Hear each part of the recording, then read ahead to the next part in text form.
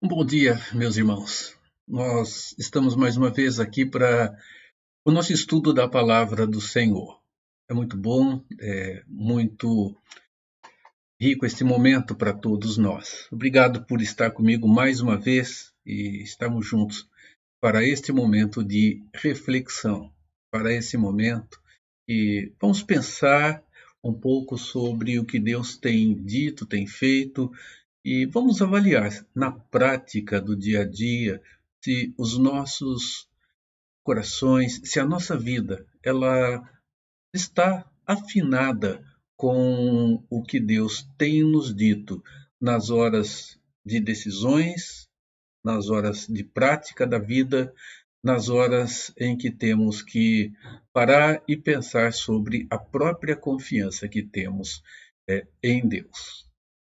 Vamos ler a palavra de Deus, iniciando esse momento nesta manhã. Salmo 99 diz assim: Reina o Senhor, tremam os povos, ele está entronizado acima dos querubins, abale-se a terra. O Senhor é grande em Sião e sobremodo elevado acima de todos os povos. Celebrem eles o teu nome grande e tremendo, porque é santo. És rei poderoso que ama a justiça. Tu firmas a equidade, executas o juízo e a justiça em Jacó. Exaltai ao Senhor nosso Deus e prostrai-vos ante o escabelo de seus pés, porque ele é santo. Moisés e Arão entre os seus sacerdotes e Samuel entre os que lhe invocam o nome, clamavam ao Senhor e ele os ouvia. Falava-lhes na coluna de nuvens. Eles guardavam os seus mandamentos e a lei que lhes tinha dado.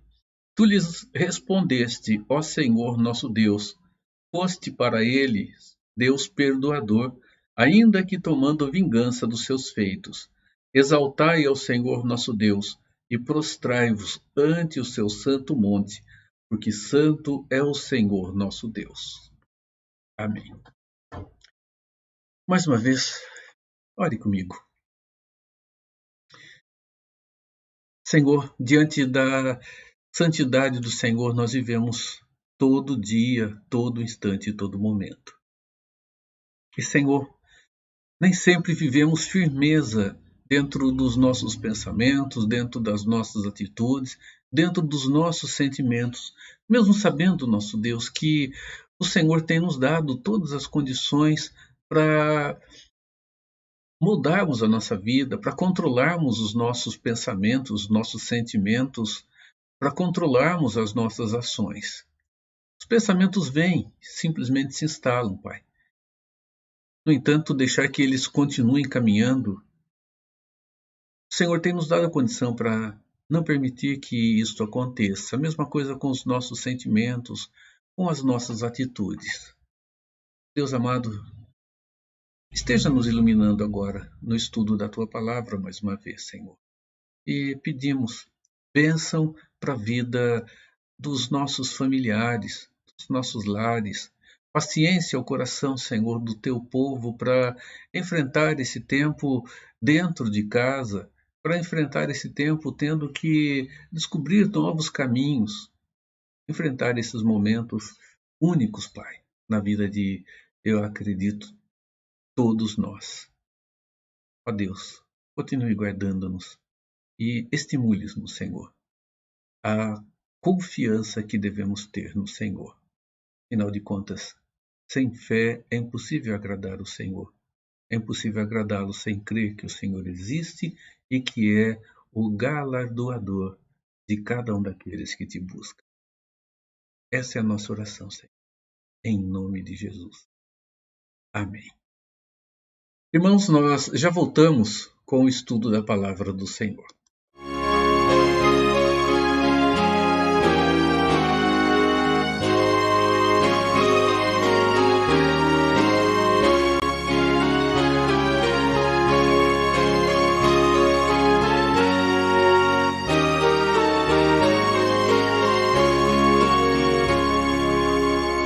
Deus promete grandes coisas conceder a qualquer que peça crendo.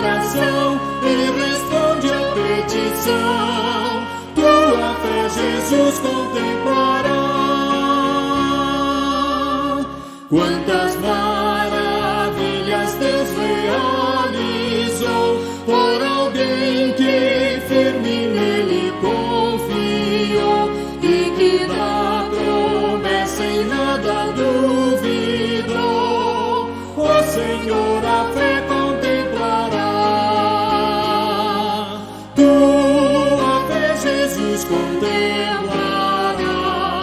Sim, o que Jesus promete dá. Ele vê o coração e responde a petição. Tua fé, Jesus, contemplará.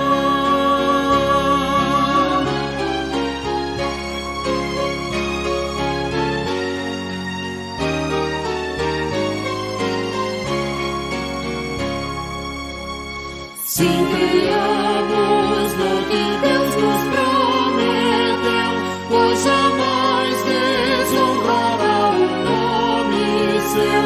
Ele cumprirá promessas que nos deu. O Senhor a fé contemplará. Tua fé, Jesus, contemplará. Sim, o que Jesus promete dá.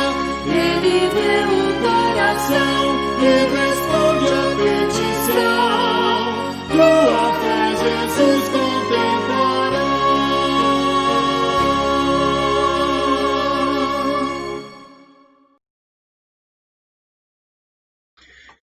Na última quinta-feira, no nosso estudo bíblico, falamos um pouco sobre o povo de Deus no início do seu tempo de cativeiro na Babilônia. E ali, meus irmãos, nós pudemos ver a caminhada do povo, ver como tudo aconteceu, observando a tragédia que foi a monarquia no Reino do Norte, quando nenhum dos reis que caminhou durante o governo que estava sob sua responsabilidade, agradando a Deus. Não andaram pelos caminhos do Senhor, e Deus, então, depois de adverti-los profeticamente, muitas e muitas vezes os espalha pela terra. Eles são espalhados numa situação em que o povo do Reino do Norte foi esparramado, misturando-se com os outros povos, e outros povos foram trazidos para dentro do território de Israel, do Reino do Norte. E a Síria foi o grande instrumento de juízo de Deus para que isso acontecesse. Isso acontece no ano 722. Mais ou menos 100 anos depois, o Reino do Sul, ele também tem o seu desterramento acontecendo. Desta vez, a Babilônia foi o grande instrumento do juízo de Deus sobre eles. Nabucodonosor invade o território de Judá, entra pelas portas de Jerusalém, destrói o templo e leva pessoas cativas para a Babilônia e para o serviço que deveriam fazer, como é o caso de Daniel, Ananias, Azarias e Misael, esses 4 amigos que foram escolhidos a dedo e levados para servir no palácio do rei. Nós temos o contexto do início do treinamento daqueles jovens que estariam servindo ao rei. Uma completa ação na tentativa de descaracterizar o nacionalismo, os valores que eles tinham, que eles preservavam, fazendo com que agora eles fossem moldados novamente, tendo até mesmo, se possível, uma nova identidade que não trouxesse problemas ao governo e administração real, administração da Babilônia, e eles pudessem ser também uma garantia de que não haveria levante ou rebelião por parte dos povos que agora foram dominados.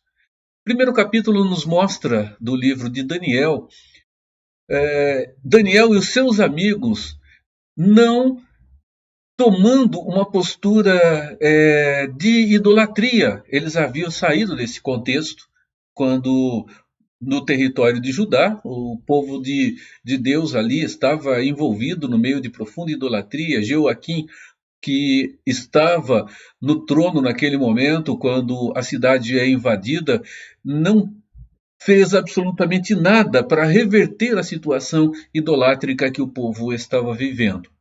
Nós temos aqui, então, Daniel e os seus amigos se opondo a comer, a beber das iguarias da mesa do rei.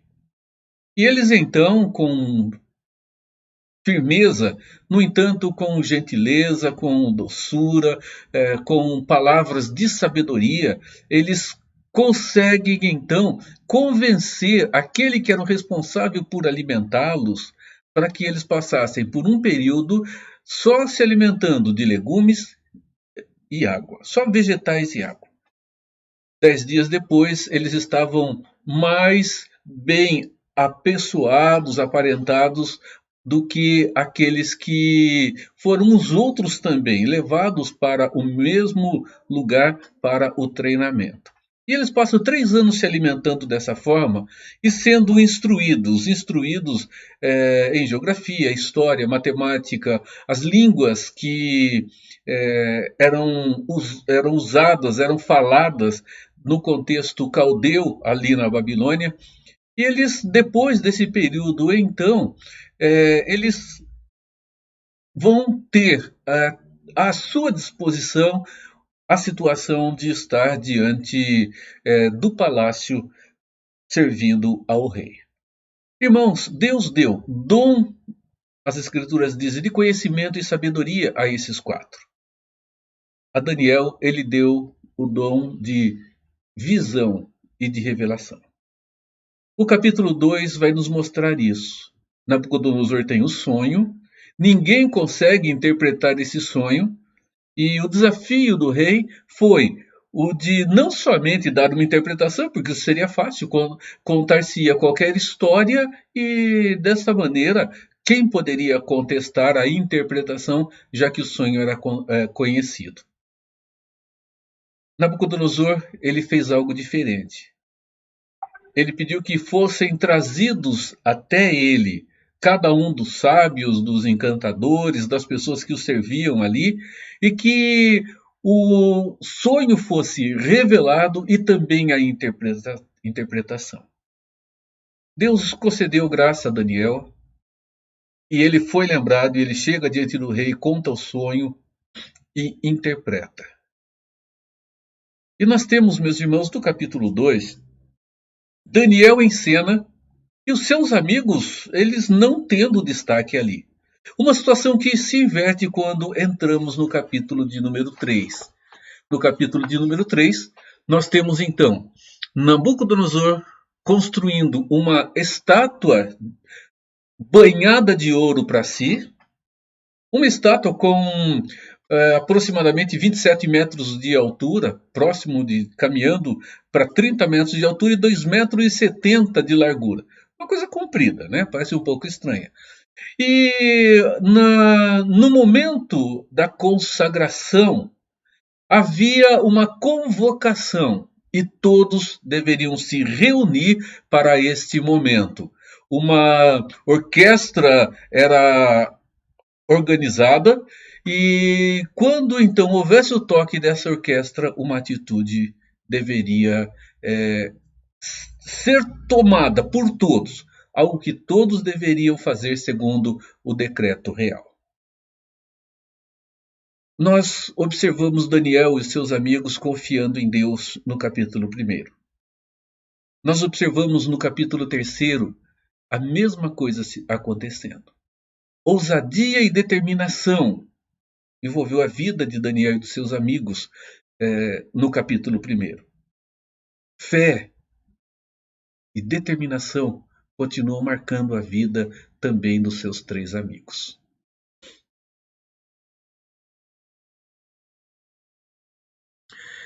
Abençoada fé. É assim que nós vamos chamar a caminhada de vida daqueles 3 amigos em terra estranha. Agora, meus irmãos, eles estão frente a frente com o inimigo. O que isso significa? Sadraque, Mesaque e Abdinego, que foi o nome babilônico dado aos três amigos de Daniel, Misael, Azarias e Ananias, eles estão frente a frente ao homem mais poderoso do mundo. Eles estão diante do rei Nabucodonosor. E por que eles estão ali? Eles estão ali por causa do que se entendeu ser uma atitude de rebeldia. O povo todo reunido lá, pessoas importantes de todas as nações conquistadas estavam ali, e o rei havia decretado que, ao toque dos instrumentos, todos deveriam se curvar, se ajoelhar e prestar reverência numa atitude de numa atitude de adoração, àquela estátua. Não era uma coisa tão estranha o que estava acontecendo ali. Reis construírem monumentos para homenagear a si mesmos era comum, não era estranho. E adorar a essas estátuas feitas em homenagem a eles também não era nada estranho. Nós vamos ver que o momento que o povo de Deus estava vivendo era um momento de profunda idolatria. Eles estavam mergulhados dentro de um contexto de grande politeísmo. Os povos que estavam à sua volta tinham as suas divindades.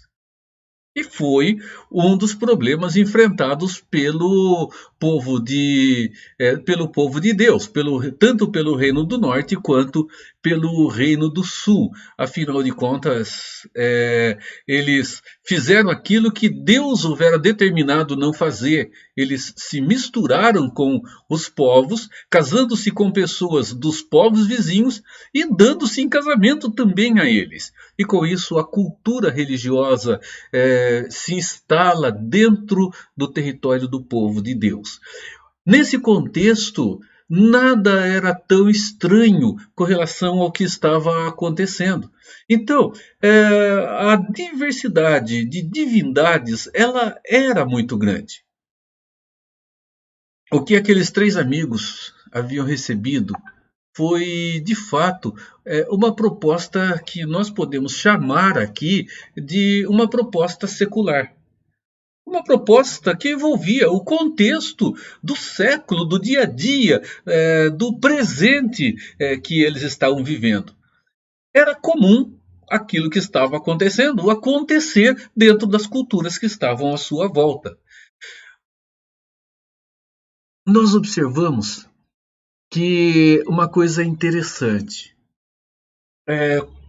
todos, com exceção de Ananias, Azarias e Misael, não se curvaram diante da estátua que fora construída. Sabem, o que é muito interessante observar é que ali havia muitos judeus que tinham sido também trazidos para servir na Babilônia. Muitos foram desterrados do território de Judá para o território babilônico. Muitos foram trazidos para lá.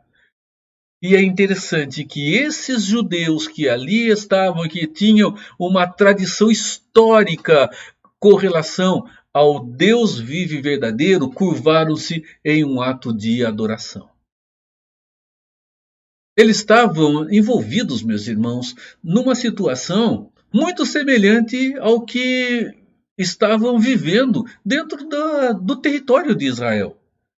Idolatria lá ou idolatria aqui, para eles não fazia muita diferença. Fez diferença para aqueles três moços, ainda jovens, que estavam vestidos com roupas que usariam para o treinamento deles no palácio. Esses resistem à situação que os envolvia. Primeira questão da alimentação. A alimentação tinha tudo a ver com um ritual cultico. Culto acontecia antes dos alimentos serem recebidos e comidos. e eles não queriam participar daquele ato, nós vamos observar uma coisa. O pecado, ele tem uma forma muito sutil de envolvimento em grande parte das vezes. Se eu falar com vocês aqui agora e falar de adultério, falar de assassinato, meus irmãos, isto não vai fazer com que nós paremos e pensemos se é ou não um ato de pecado. Não há nenhuma sutileza em alguém estar cometendo um adultério. Não há sutileza nisso. Nós olhamos e dizemos, isso é pecado. Alguém chega e tira a vida do outro. Usa, seja lá qual for a forma, ele tira a vida do outro. Pecado. Nós temos dentro da nossa sociedade ideias já formuladas e concebidas de alguns erros que nós consideramos graves. Mesmo num tempo em que falar em erro e falar em pecado é discutível por muitos que têm dito que, afinal de contas, depende do ponto de vista. Numa época em que o absoluto foi dominado pelo relativo, falar em alguma coisa absoluta afirmar apenas dentro de algum contexto a sua validade. Nós estamos tratando segundo a palavra de Deus. Quando nós falamos da palavra de Deus, nós falamos em absoluto, não falamos em relativo. Então, o pecado, ou a atitude contra a vontade de Deus, ou o agir que não está de conformidade com a lei de Deus, nem sempre aparece diante de nós de uma forma tão grotesca, de uma forma tão rude, de uma forma tão severa. Em grande parte dos momentos, ele chega a nós de maneira muito sutil, de maneira muito tranquila. E ele vai nos envolvendo e vai tomando conta da nossa vida e trazendo prejuízo a nós. E nós não percebemos isso tantas e tantas vezes. Adultério, meus irmãos, pensando sobre isso, não é uma coisa que acontece assim. Pode acontecer até num momento inesperado, mas há uma caminhada para que isso aconteça. Há um conhecer, há um cultivar desse conhecimento, há um cultivar de interesse que pode surgir e esse caminhar ele se consuma. Então há uma trilha a ser andada. Outros aspectos, eles não são, irmãos, tão fortes como uma morte, mesmo que não planejada, mas executada no momento de ira. Essa sutileza, ela é vista em muitos momentos e todos nós, eu creio, somos provas de que isso acontece. Esse é um perigo que nós temos que prestar muita atenção. Querem ver? Qual é o problema que havia em fazer reverência àquela estátua? Aparentemente não havia nenhum problema, era um símbolo apenas. O que estava ali era uma representação. E aquele ato era um ato simbólico, sem importância, pode-se ter pensado. No entanto, nós vamos observar que quando nós falamos em mundo, quando nós falamos em secularismo, quando nós falamos em uma relação de cultura que caminha na distância da vontade de Deus, nós vamos observar que isto acontece de uma forma verdadeira. Observem. Qual é o problema em contar uma mentira? Uma mentirinha ou uma boa mentira? Qual o problema curvar-se diante daquela estátua? Era um símbolo. Qual o problema que existe em contar uma mentirinha? Tem problema? Como você olha isso? Qual o problema em um envolvimento sexual antes do casamento? Bem, é relativo, não tem problema. Não é? Afinal de contas, é amor, e no amor tudo vale. E os jogos de azar? Qual é o problema? Muda o centro da dependência. Qual o problema em enganar alguém para levar vantagem? Não é o que nosso mundo hoje diz? O mundo é dos espertos? Então, qual o probleminha em enganar alguém e levar vantagem? Uma certa vez eu ouvi uma pessoa dizendo o seguinte: um outro estava passando por necessidade e dificuldade, parente, e ele chegou e quis comprar uma propriedade desta pessoa e pagar um preço muito abaixo. Ele teria condição de pagar o preço que valia. Mas ele foi pagar, a sua oferta era pagar um preço abaixo do que realmente valia. Enquanto a pessoa que estava apertada financeiramente já havia baixado o preço, ele se aproveitou da situação e foi bem mais abaixo. E quando ele foi questionado, vamos conversar com ele, né, numa conversa, ele me disse o seguinte: família, família, negócios à parte. Há muitas pessoas que pensam assim com relação a Deus. Olha, vida com Deus, negócios à parte, como se isso fosse possível. Qual o problema em dar uma olhadinha em sites pornográficos e dar uma mergulhadinha na pornografia? Não tem problema nenhum, né? Afinal de contas, é só uma olhadinha. Qual o problema em beber socialmente? Não tem problema nenhum. Bem, depois do vício de tornar-se viciado, dá para se dizer alguma coisa. Qual o problema de fumar socialmente? Quando a dependência chegar e o pulmão estiver todo arrebentado e tiver uma dificuldade enorme para parar, então se fale da resposta.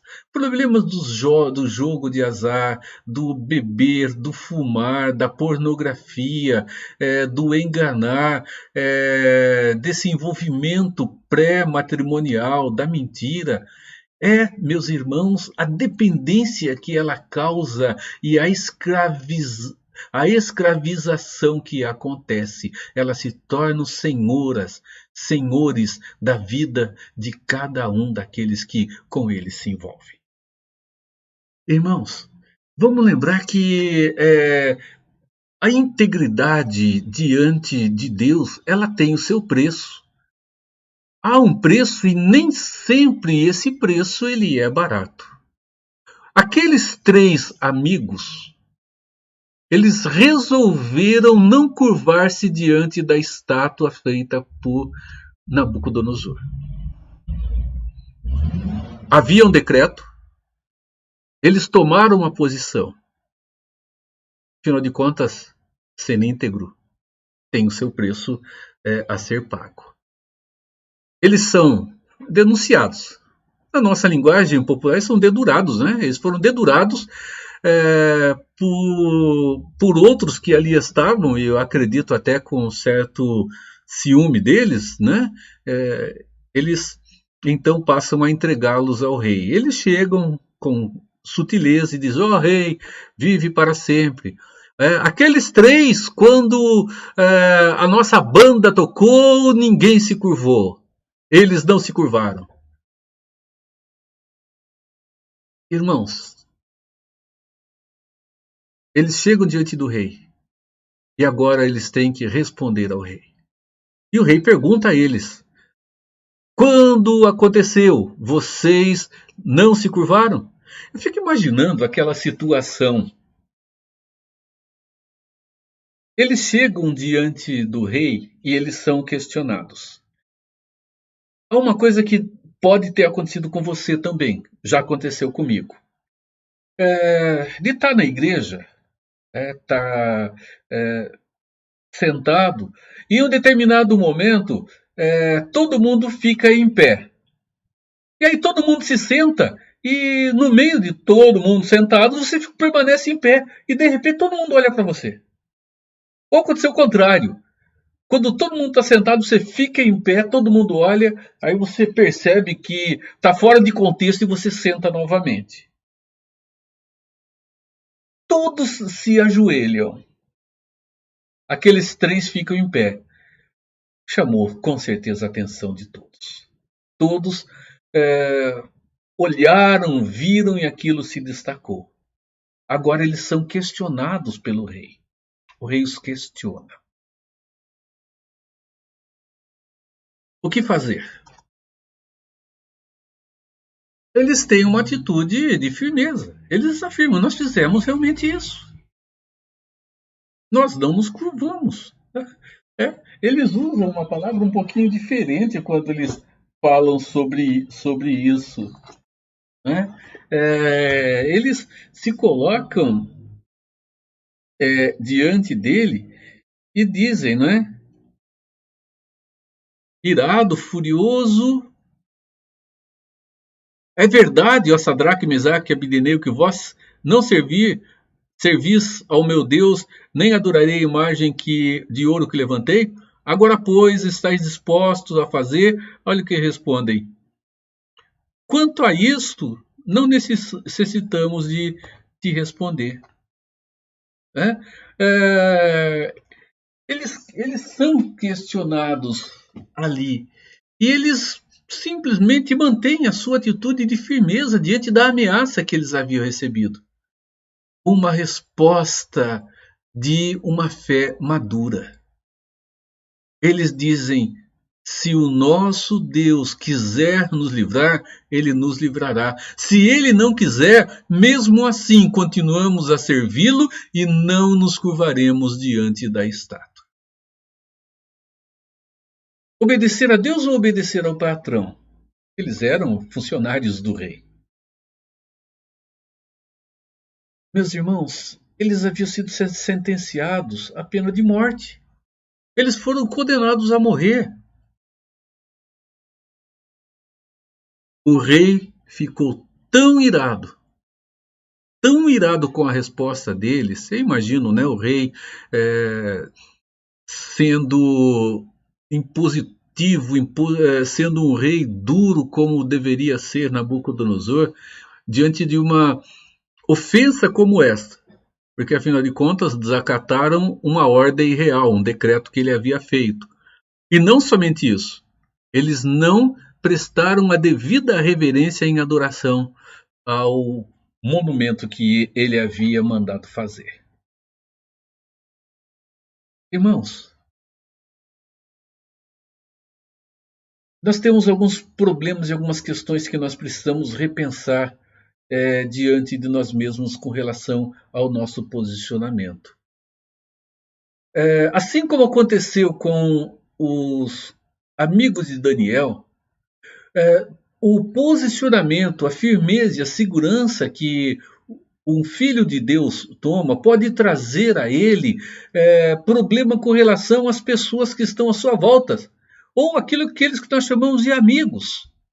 Esses que podem nos ridicularizar porque nós não nos afinamos com o grupo que nós estamos convivendo.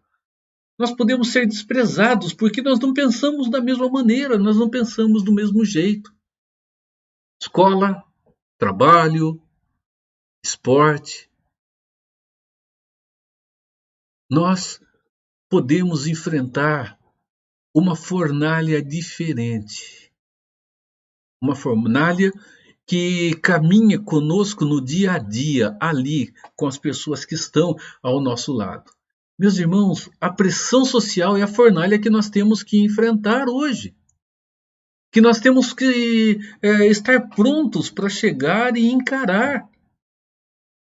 Se nós estamos decididos a não nos moldarmos ao presente século, tomando a palavra das Escrituras, nós temos que estar com os nossos olhos abertos, porque nós seremos jogados na fogueira. E muito pode acontecer com amigos e até mesmo parentes. até mesmo pessoas que estão perto de nós, pessoas que convivem conosco.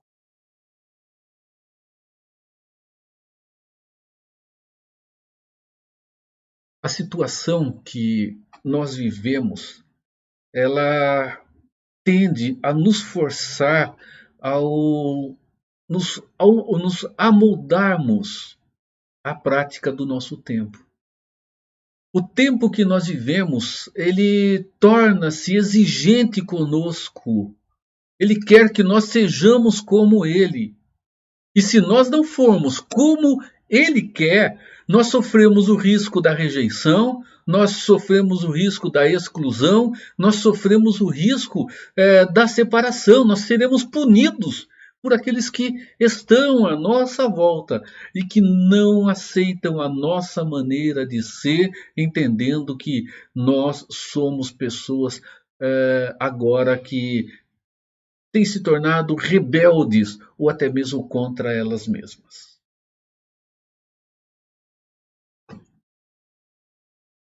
Isso foi o que aconteceu com esses 3 amigos, esses 3 judeus que estavam ali. É bom a gente observar a palavra do Senhor, porque o próprio Senhor Jesus ele afirma que a sua igreja ela vai passar por aflições que não são diferentes daquela. E tudo isso, meus irmãos, porque agora a nossa identidade é outra. Nós estamos identificados com Cristo.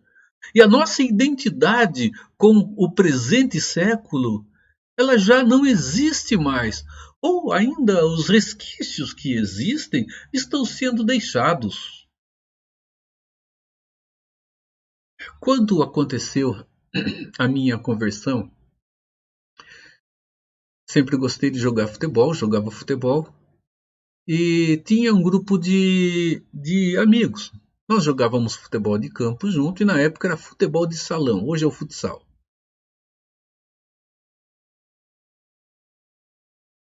Nós jogávamos juntos, final de semana, no sábado nós estávamos juntos, jogávamos juntos às vezes até no domingo, quando havia campeonatos, e toda semana, 1, 2 e às vezes 3 vezes por semana nós jogávamos futsal. Jogávamos na cidade, jogávamos fora, disputávamos campeonatos e tínhamos um time razoavelmente bom. Time bom. Depois da minha conversão, continuei jogando futebol da mesma forma, continuei com o mesmo grupo. Mas mesmo sem que eu dissesse absolutamente nada, a conversa mudava de tom quando eu chegava. Quando eu estava próximo, eles não se sentiam bem. Eu não mudei, pelo menos era o meu entendimento, absolutamente nada. Continuava a mesma pessoa fazendo as mesmas coisas. Mas havia alguma coisa que os incomodava. E algumas pessoas, de fato, acabaram se afastando da convivência que nós tínhamos. Isso aconteceu. Não houve uma hostilidade como aconteceu com os amigos de Daniel, com Mesaque, Sadraque e Abdenego. Mas houve sim uma perda e um distanciamento no relacionamento.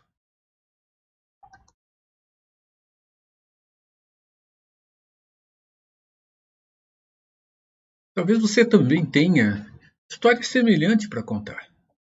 Né? Talvez você também já tenha vivido algo assim. Terceiro, o extraordinário de Deus deve causar em nós, os filhos dele, surpresa? Nós vivemos um tempo de testemunho, não é? É muito comum isso acontecer em muitos lugares.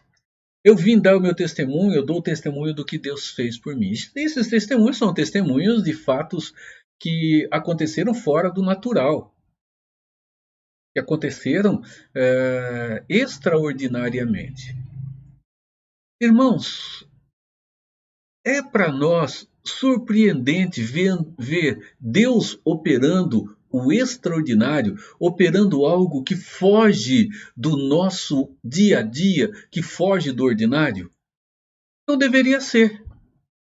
Nós estamos afirmando que Deus é um Deus que é de supremo poder.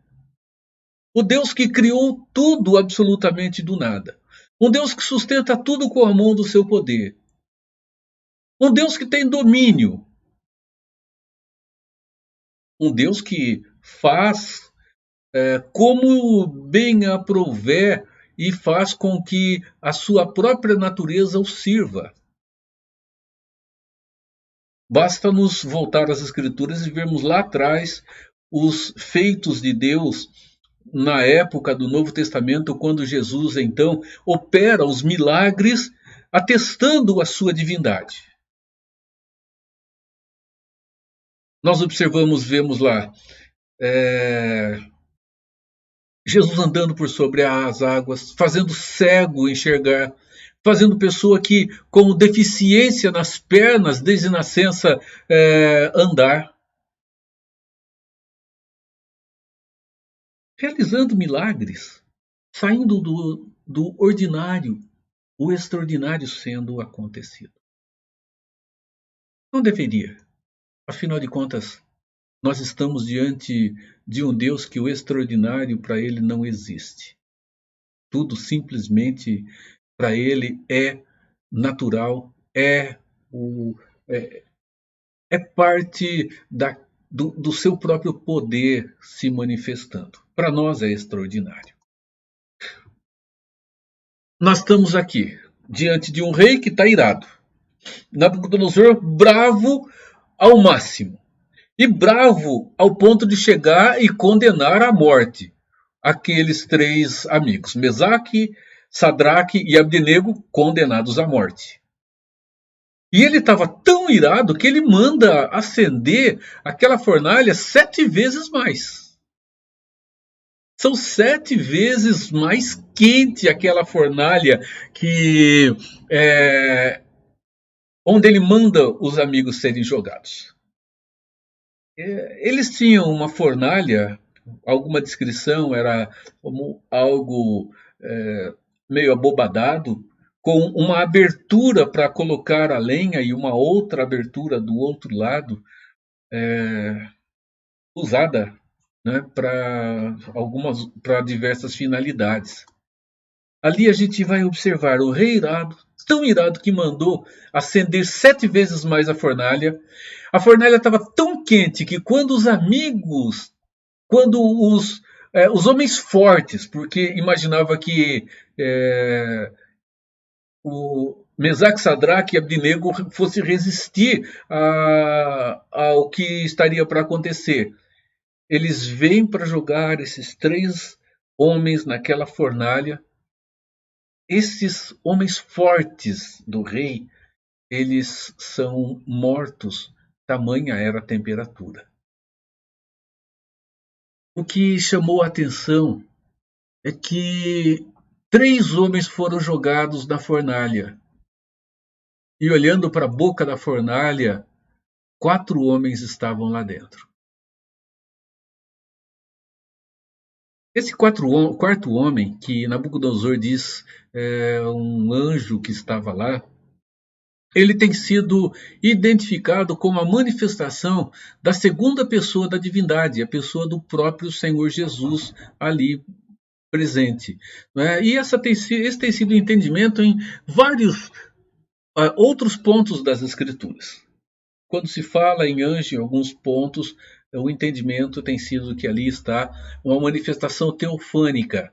É o próprio Deus, segunda pessoa da divindade, que para nós hoje é Jesus, o Cristo, manifestando-se ali. E o que foi impressionante é que aqueles homens estavam vivos, enquanto os outros que foram lançá-los na fornalha morreram, esses 3 homens estavam vivos, e com um 4º homem. E eles então são chamados pelo rei para fora, venham para fora. Entraram 3, havia 4, 3 saíram, o quarto não saiu. Quando eles chegam diante do rei, eles não tinham nenhum fio de cabelo chamuscado, eles não tinham a sua roupa queimada e eles não tinham sequer cheiro de fumaça. Irmãos, isso surpreendeu o rei, surpreendeu de maneira grandiosa. Surpreendeu ao ponto do rei lançar um decreto dizendo que se qualquer pessoa em qualquer parte do seu domínio blasfemasse contra o Deus de Mesaque, de Sadraque e de Abednego, seria a morte e a sua casa destruída. É interessante que mesmo vendo tudo isso, Nabucodonosor disse: é o Deus deles. Lá atrás ele disse: que Deus pode livrar vocês?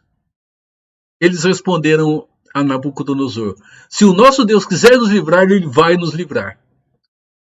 Eles estavam tranquilos. Eles estavam tranquilos porque se morressem sabiam qual seria o seu destino.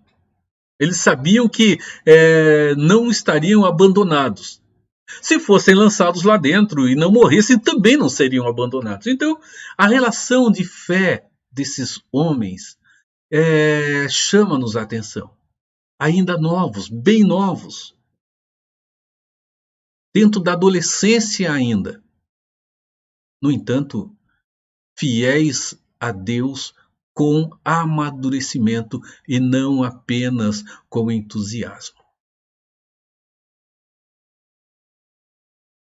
Uma coisa que é importante. Foi Deus que lançou-os na escravidão da Babilônia.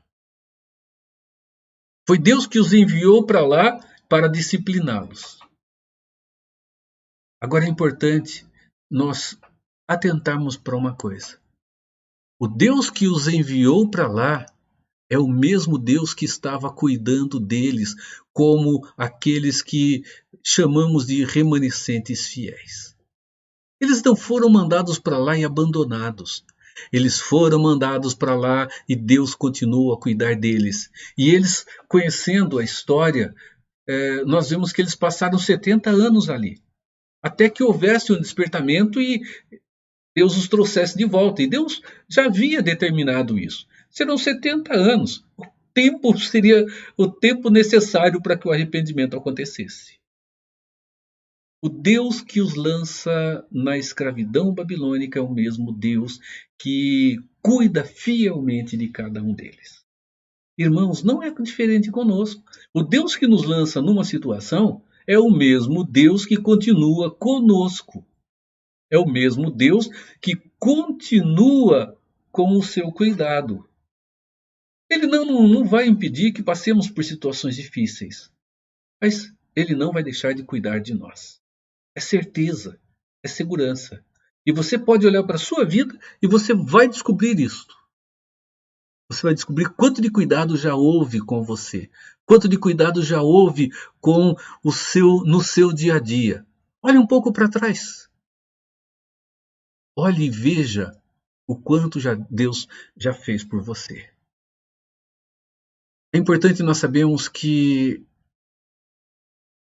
na fidelidade que nós temos como filhos de Deus, nós nunca vamos estar sozinhos para enfrentar as lutas que temos na nossa vida.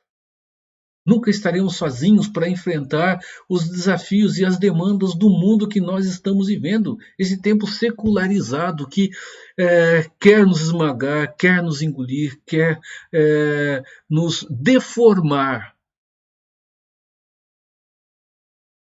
Paulo diz: não se conformem com esse mundo, ou não tomem a forma do mundo.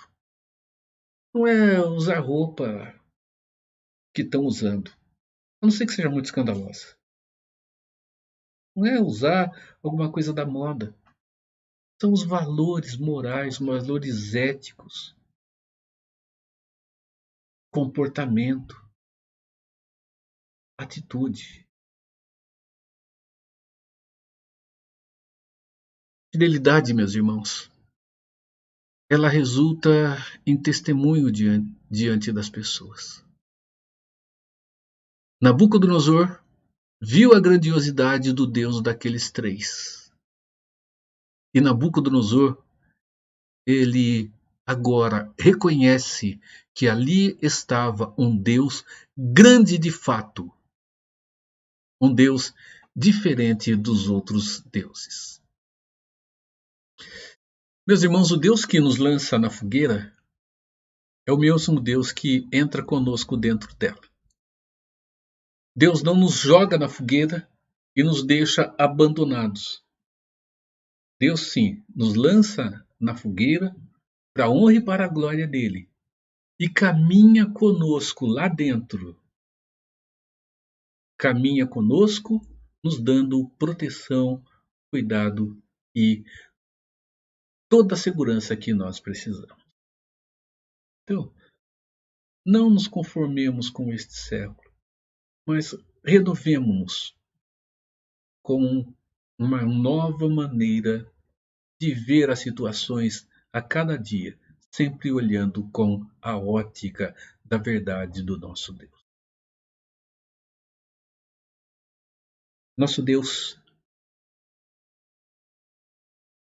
nós nos vemos muitas vezes em tantas situações lançados na fogueira do nosso tempo pela nossa maneira de viver com o Senhor, Pai. E amado Deus, te louvamos por isso, porque na fidelidade dos teus filhos o Senhor é visto. Na fidelidade dos teus filhos o Senhor é anunciado. Na fidelidade dos teus filhos o Senhor é honrado. Bendito seja o teu santo nome, Pai. Dê-nos, nosso Deus, um caminhar de dia abençoado com o teu cuidado. Um caminhar durante essa semana que começa, renovado de direção. E, Senhor, que tenhamos uma semana com menos morte, Senhor, pelo coronavírus, com menos pessoas contaminadas,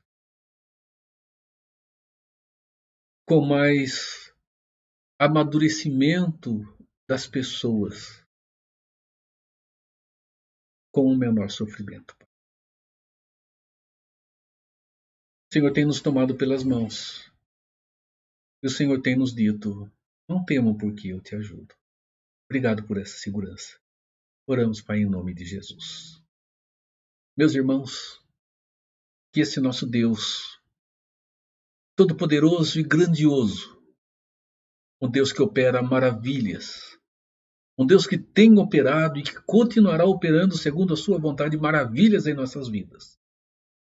Que esse Deus continue renovando-se sobre a sua vida, sobre a sua família e sobre todo o povo, o povo dele, hoje e para sempre. Amém. Irmãos, vamos terminar esse nosso estudo com o Quarteto Átrios, um momento a capela de um ensaio que eles fizeram. Que Deus te abençoe.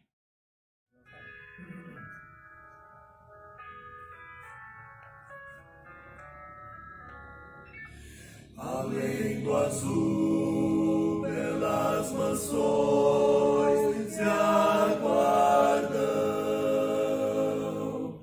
um lar feliz que pela fé já posso ver, onde reina eternal alegria. Descanso, enfim, além do azul, eu hei de ter. Além do azul, não há tristeza ou prantos, mas eternos louvores se ouvirão. Em ruas de ouro, santos lá irão andar. Além do azul, um dia, enfim, irei morar.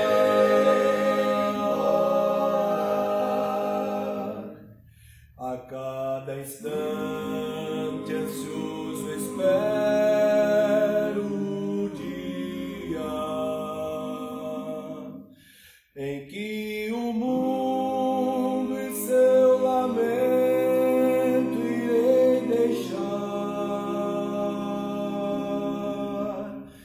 pra morar com os santos na glória. E de Jesus o rosto meu vou contemplar. Além do azul não há tristeza ou prantos, mas eternos louvores se ouvirão. Em ruas de ouro, santos lá irão andar. Além do azul, um dia enfim